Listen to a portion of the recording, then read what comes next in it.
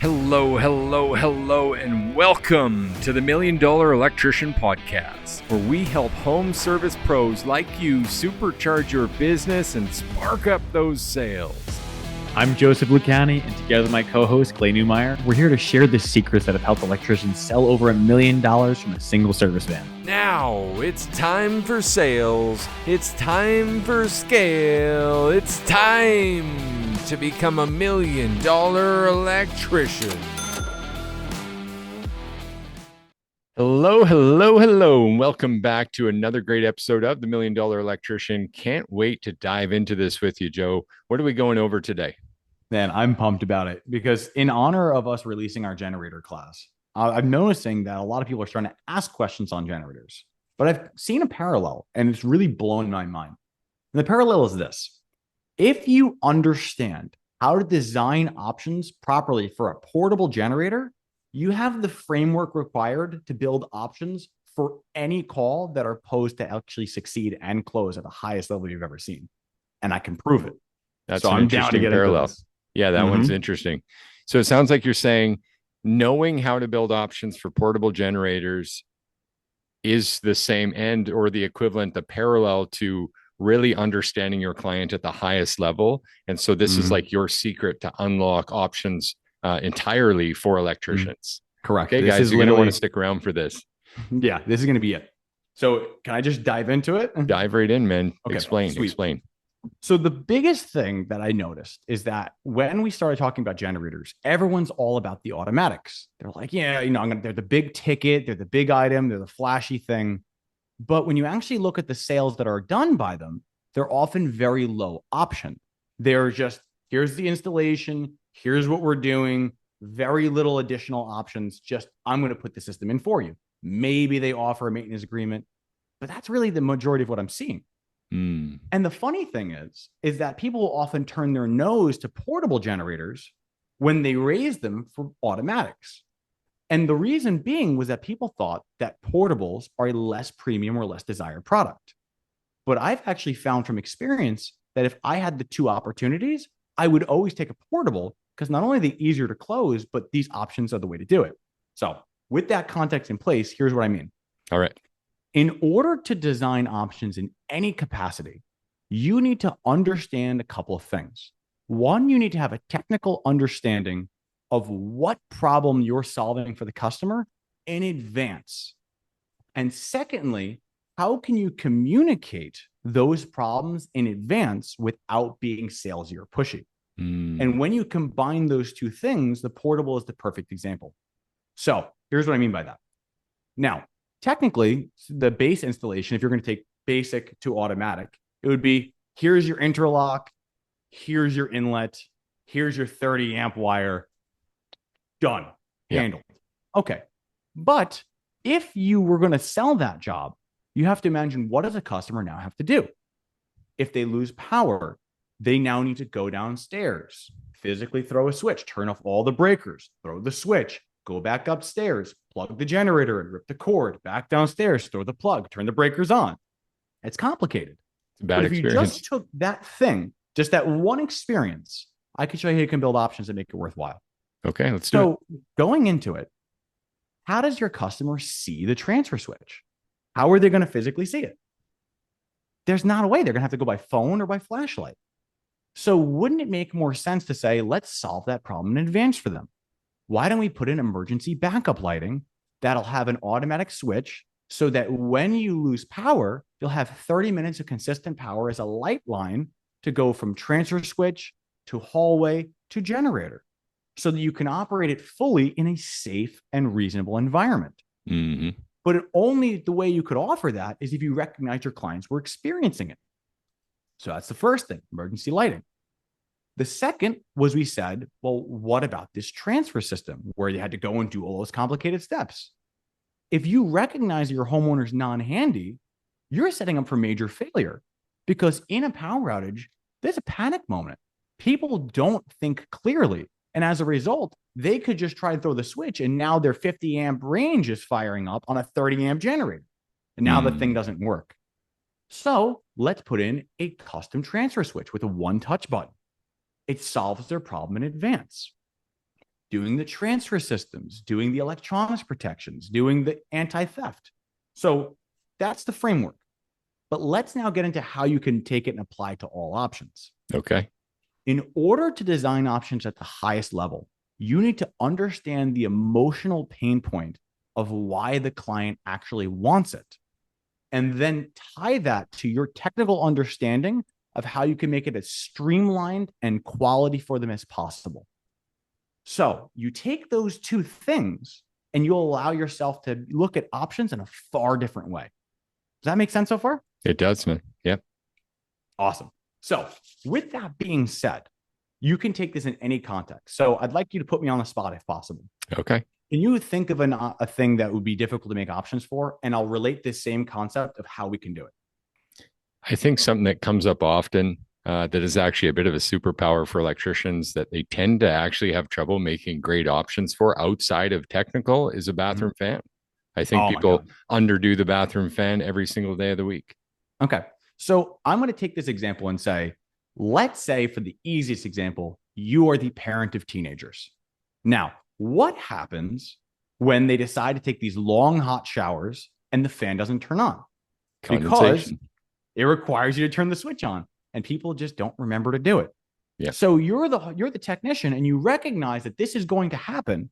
And if you know that this is going to happen, why don't you try to prevent it in the future? So they don't have condensation on the walls, so that they don't have to squeegee the mirrors on a regular basis, right? Yeah. So why don't we offer a motion control switch or tie it to the vanity light so that when the light comes on, in order to be in the shower, you automatically would have the fan come on.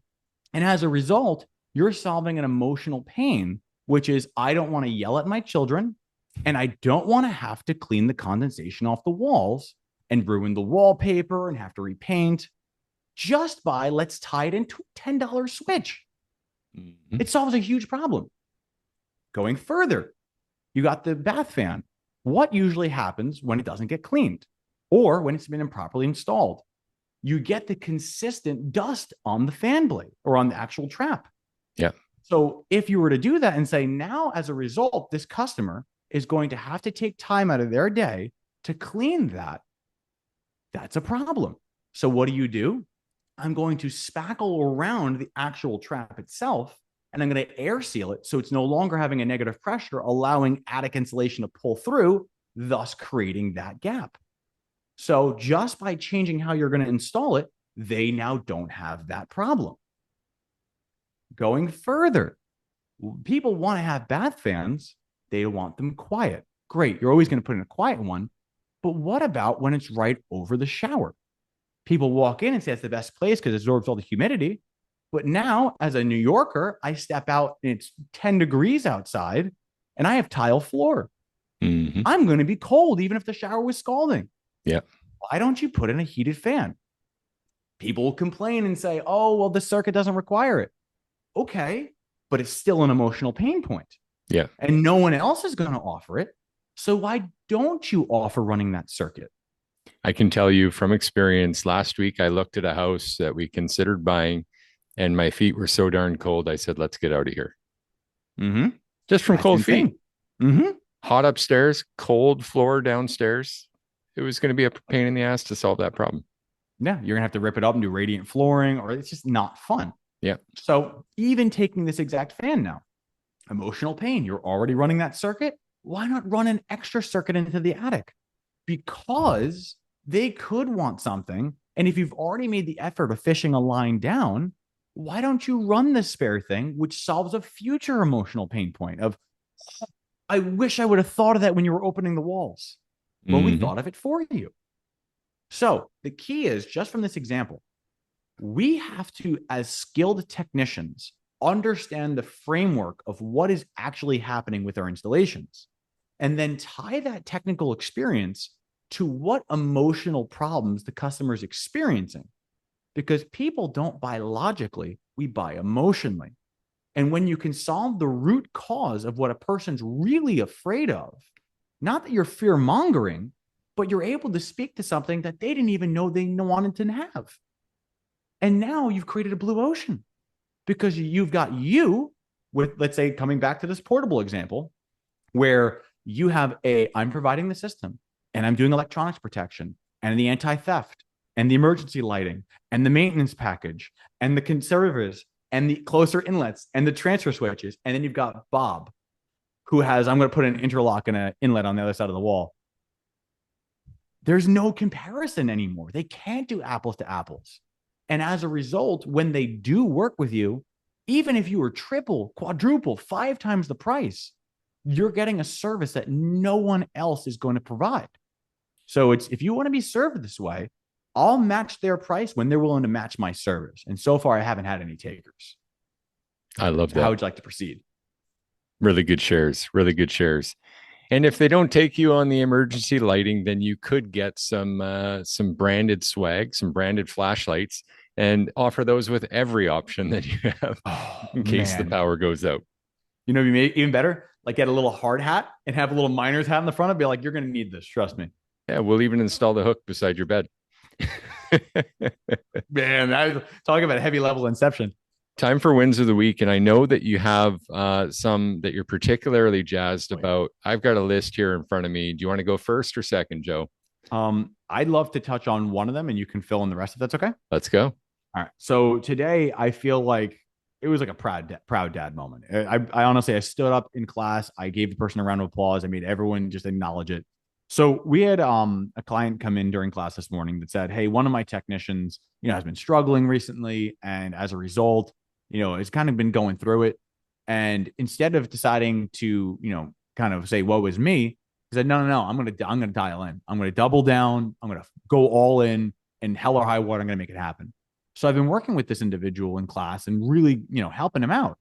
And in our options class, we actually helped him design a particular project that was very, very extensive. Well, in class today, he came in and he said, my technician, the one you've been working with, just left for the largest presentation that he ever could make in his entire career. If he sells it, not only, doesn't matter which option to take, anything from like silver up, it'll be the largest sale he's ever made in his entire life. And we say, well, I have faith he's going to do it. I've worked with him. I trust him. He's that good. I believe he's going to do it. And I'm going to set that energy and let it happen. Halfway during class, I get the text right in the chat. He sold a $48,000 platinum. Yes. And the cool thing is he was substantially higher than the competition. Like, it was not even close. I don't remember the exact numbers, but it was like, I think it was like double or triple of what it was. Oh, actually, I can go even further. I do know the numbers. So he had a situation where they had tried getting 4 to 5 other quotes or other people to give them quotes. And people would look at the project and most of them wouldn't even give a number because they thought it would be too hard to do. And some that did give numbers were like, I'm going to walk in, shoot from the hip, and walk away from it. And he stayed and did a full design, presented 6 options, came back for the 2 call close, and delivered something that is with such a high level that the customer couldn't say no to it. And then ended up giving him a $24,000 deposit at full service rate. And pretty much he's come back like, waving his laurels in the air. Like, it was awesome. Here's what I find particularly amazing about this. We're talking about Fernando, and Fernando actually, despite feeling like he was in a bit of a slump, is just finished his biggest month ever. Before that sale, he hit $74,000 for the last 30 days. And so adding that to it, that puts me at, if our math's right, I mean, that's over $100,000 by Fernando in the last 30 days. That is amazing. So congrats to you, brother. You are truly on the track of $1 million electrician. Speaking of which, we have another one. Austin reported that Cameron, his guy, doing a little over 83K in January. He says that's the pace for $1 million tech, and that's ignoring the 32K sale he's been working on for the last week that's about to pay their deposit this Friday. So congrats again to Cam, and congrats to you guys having your biggest months ever. Scott Hayes, if you remember from a podcast, ladies and gentlemen, if you're following for a while now, you may have seen Scott Hayes' podcast where he was having his first 30, 40K months. Scott just had, he says, my small one van company brought in 66K for January. this slow season. If you guys are slow out there, there's no reasons for it. All over North America, we're seeing record months, great things happening for our teams here in January. And the wins keep going. But I think in interest of time, we'll stop there with three big ones.